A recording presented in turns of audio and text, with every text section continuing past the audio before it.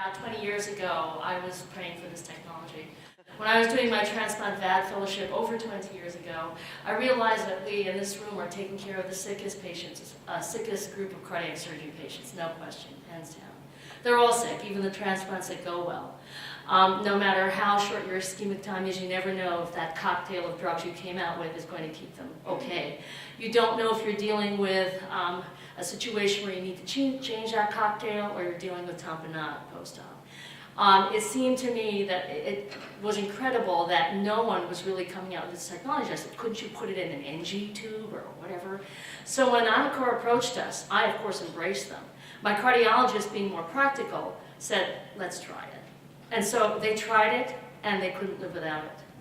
So, just to give you an idea of, this group, in terms of how many patients they take care of, there are probably about 150 VAD transplant patients a year that we do, and this has been invaluable.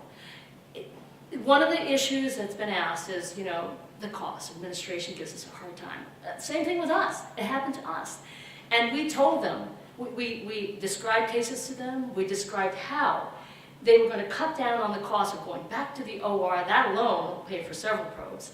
The morbidity post-op by waiting because you don't know. This is so simple.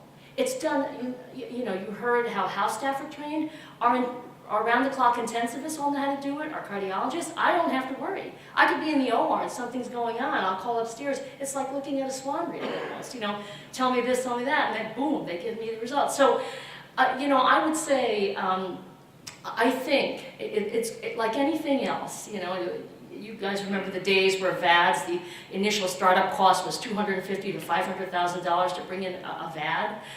Like anything else, this is going to just take some convincing, but as more and more centers do it, I think you're going to realize that this is going to become the standard of care.